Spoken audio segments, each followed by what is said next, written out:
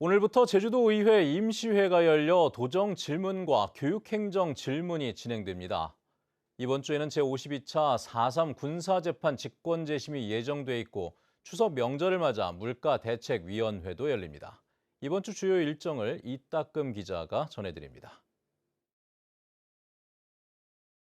제431회 제주도의회 임시회가 오늘부터 12일 동안의 일정으로 열립니다. 이번 회기에는 오영훈 도지사와 김광수 교육감을 불러 도정 질문과 교육행정 질문을 진행합니다.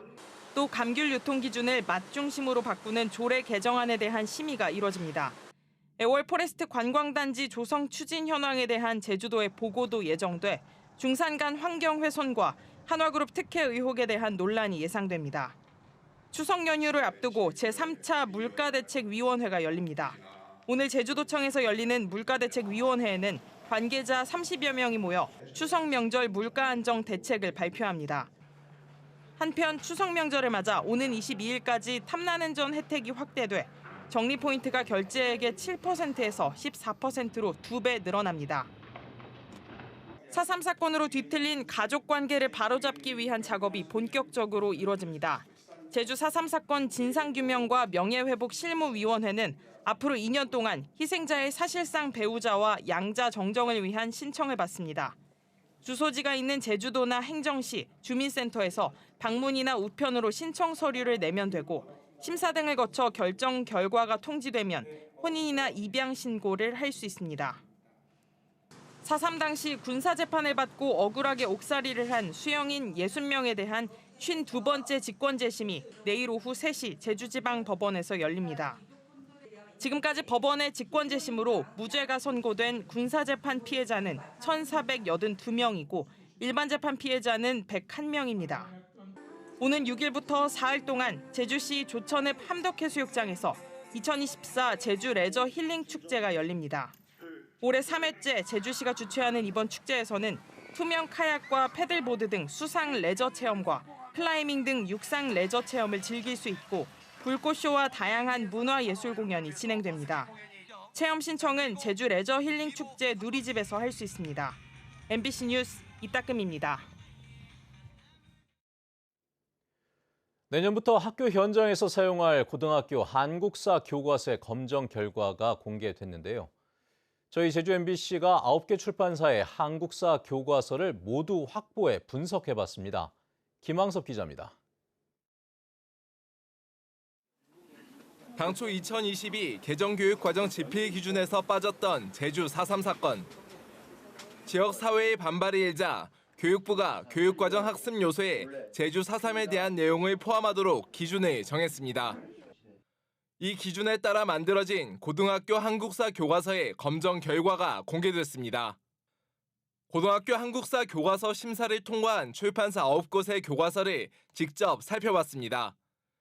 모든 교과서가 제주 4.3이 발발한 원인을 비롯해 많은 수의 민간인 희생자가 발생했다는 내용을 포함하고 있습니다. 동아출판의 교과서는 제주 4.3 사건을 2페이지에 걸쳐 전개 과정을 표로 만들어 포함시켰습니다. 비상교육의 경우 처음으로 4.3 특별법을 교과서에 담아 직권 재심과 국가보상 내용까지 다루고 있습니다. 하지만 일부 교과서는 제주 4.3 전개 과정에서 발생한 민간인 희생 등에 대한 설명이 고작 2-3줄에 그치고 있습니다. 출판사마다 어쨌든 이제 좀 다른 어쨌든 편향성을 가지고 이제 수록이 돼 있다 보니까 내용이 어떻게 수록돼 있는지 그리고 학생들하고 학습을 어쨌든 하려면 이제 그 활동 내용들이 있어야 되기 때문에 이런 것들이 어떤 식으로 구성돼 있는지. 제주도 교육청은 9종의 한국사 교과서 전시본이 도내 고등학교에 도착한 이후 제주 4.3 내용에 대한 검증 작업에 나설 계획입니다. 2015랑 2021 개정 교육과정에서 교과서의 분량이나 이런 내용면 이런 것들을 서로 비교해 보려고는 하고 있습니다. 문의해보고 이제 수정 요청하려고 이제 해야 되지 않을까 싶긴 합니다. 고등학교 새 한국사 교과서는 다음 달 2일부터 일선 학교에 전시되며 내년부터 학교에서 사용됩니다. MBC 뉴스 김항섭입니다.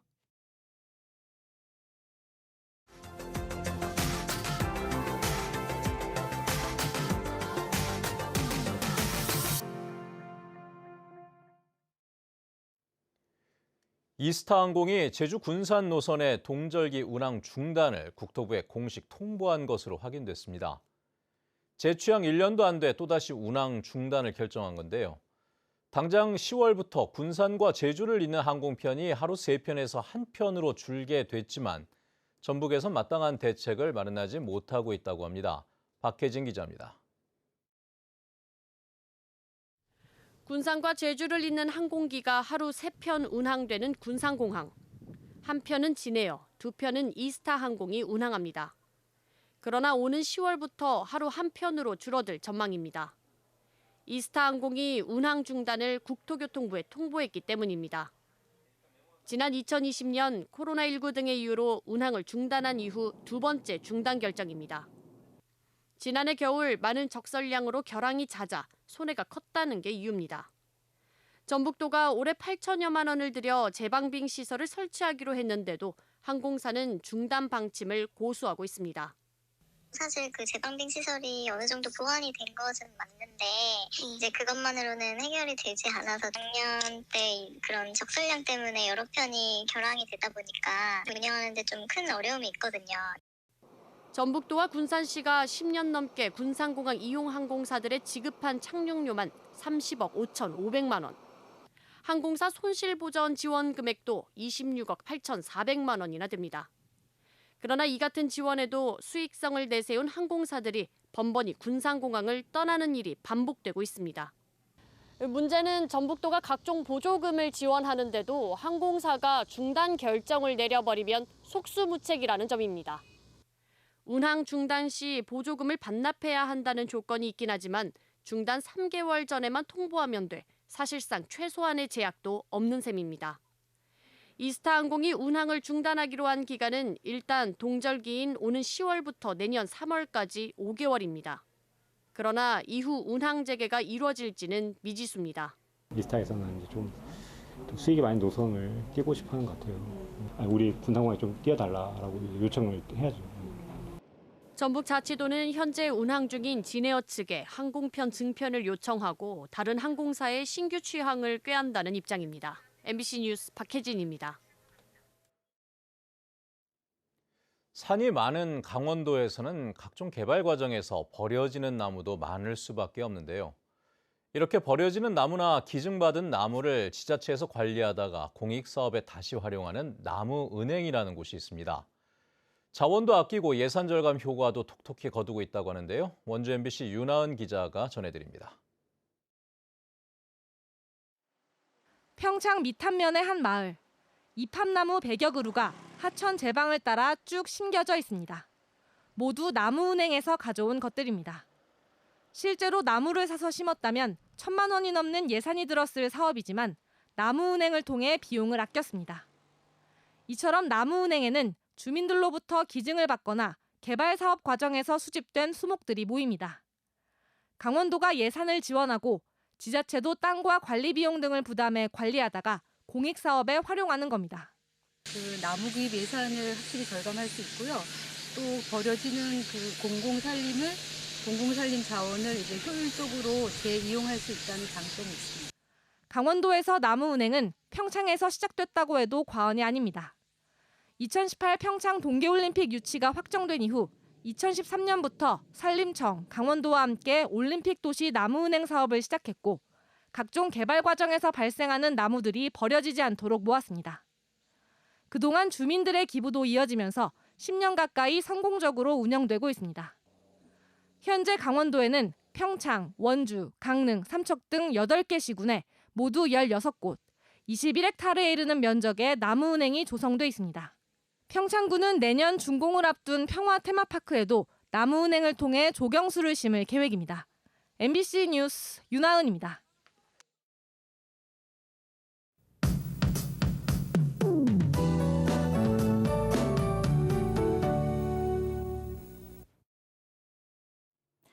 달력을 한 장 넘겨 9월이 되니 아침 공기가 선선해졌습니다. 47일간 이어졌던 열대야 기록도 멈췄는데요. 제주의 아침 최저기온 25도를 밑돌면서 24도를 보이고 있습니다. 밤더위는 주춤하겠지만 낮더위는 이어집니다. 폭염주의보가 발효 중인 북부, 동부, 남부 지역은 한낮 체감온도가 33도 내외로 높겠습니다. 내일은 기압골의 영향으로 새벽부터 비가 내리겠는데요. 오전에 소강 상태를 보이는 곳이 있겠고 동풍의 영향으로 오후부터 다시 비가 오기 시작하겠습니다. 모레까지 5에서 40mm가 내리겠습니다. 오늘은 고기압의 가장자리에 들면서 맑은 날씨를 보이겠고요. 오후부터 차차 흐려지겠습니다. 월요일 아침 현재 기온 보시면 북부 지역 24도, 동부 지역 23도, 서부와 남부 지역도 24도 보이고 있고요. 산간 지역 성판악은 17도로 시작하고 있습니다. 한낮 최고 기온은 북부와 동부 지역, 남부 지역 모두 31도까지 오르겠습니다. 서부 지역 29도, 성판악은 24도 안팎이 예상됩니다. 섬 지역도 맑은 날씨를 보이다가 오후부터 차차 흐려지겠고요. 한낮 기온은 30도 안팎이 예상됩니다. 오늘 바다의 물결은 제주도 전해상에서 잔잔하게 일겠습니다. 모레 비가 그친 뒤 주 후반까지는 맑은 날씨 보이겠고요. 늦더위가 이어질 전망입니다. 기상정보였습니다. 제주도는 정부가 할당한 온실가스 감축량 40만 7천여 톤보다 2만 1,300여 톤을 추가 감축하고 이 가운데 1만 8천여 톤을 매도해 1억 7천만 원의 세외 수입을 확보했다고 밝혔습니다. 온실가스 배출권 거래제는 정부가 할당 대상 업체에 연간 배출권을 사전에 할당하고 업체 간 거래를 허용하는 제도로 제주도는 남은 배출권 5만 6천여 톤을 내년도로 넘길 계획입니다. 기후 변화에 따른 폭염 대응 등을 위해 1차 산업 종사자의 지하수 원수 대금 감면이 추진됩니다. 제주도는 폭염 등에 취약한 1차 산업 피해를 최소화하기 위해 폭염과 가뭄에 따른 경계 이상의 위기 경보가 발령될 경우 농업용 지하수 원수 대금 가운데 이용료의 50%를 감면하는 관련 조례 시행규칙 개정을 추진합니다. 지하수 원수 대금은 제주 지하수 보전 관리를 위한 재원을 마련하기 위해 특별법에 따라 지하수 개발 또는 이용자에게 부과하는 금액입니다. 버스 정류소에서 실시간으로 도착 버스 정보와 경로를 확인할 수 있는 버스 정보 안내기가 추가 설치됩니다. 제주도는 올 연말까지 제주 시내 버스 정류소 54곳과 서귀포 시내 버스 정류소 47곳에 버스 정보 안내기를 추가로 설치하고 노후된 안내 장비 49대를 교체하기로 했습니다. 또 청각 장애인들을 위해 버스 안에서 수어 방송을 활용한 정류소 정보 안내를 기존의 360곳에서 500곳으로 확대합니다. 일회용 컵 보증금제 참여율이 절반에 그치는 것으로 나타났습니다. 제주도에 따르면 지난 7월 기준 도내 커피 판매 매장의 일회용 컵 보증금제 참여율은 53.3%로 지난해 9월 96.8%에서 10달 만에 40%포인트 넘게 하락했습니다. 참여율이 하락한 것은 지난해 11월 환경부가 일회용 컵 보증금제 전국 확대 시행을 늦추고 지자체 자율에 맡기도록 하면서부터인데 제주에서 지금까지 반환된 일회용 컵은 723만여 개로 반환율도 51%에 그치고 있습니다. 불법 무기류 자진 신고 기간이 운영됩니다. 제주경찰청은 불법 무기류로 인한 테러와 범죄를 막기 위해 오늘부터 한 달 동안 국방부, 행정안전부와 합동으로 불법 무기류 자진 신고 기간을 운영합니다. 경찰은 신고 기간이 끝난 뒤 불법 무기 소지 행위를 집중 단속할 계획이며 적발될 경우 최고 15년 이하의 징역이나 1억 원 이하의 벌금에 처해집니다. 제주해양경찰청 제주광역해상교통관제센터가 본격적인 운영을 시작했습니다. 제주광역해상교통관제센터는 기존 항만 중심에서 제주와 서귀포 연안으로 관제 구역을 확대하기 위해 2021년 6월부터 지난해 10월까지 건물과 시설, 장비 구축을 마무리하고 시범 운영해왔습니다. 제주해양경찰청은 관제 구역이 기존보다 8.7배 늘어난 7,800제곱킬로미터로 전국 단일 센터 가운데 최대 면적이며 선박 이동이 많은 북부 해역을 우선 관제하고 내년 2월부터 남부로 관제를 확대할 계획입니다. 의료계 집단 행동 이후 119 구급대 출동 건수가 줄어든 것으로 나타났습니다. 제주도 소방안전본부에 따르면 올해 7월 말 기준 119 구급대 출동 건수는 33,700여 건으로 지난해 같은 기간보다 2,100여 건 줄어 5.9% 감소했고 올해 이송 인원도 2만 2천여 명으로 지난해보다 2,000건 가까이 줄어 8.3% 감소했습니다. 소방당국은 의료계 집단행동 이후 비응급 환자의 119 신고가 줄어든 것을 원인으로 분석했습니다.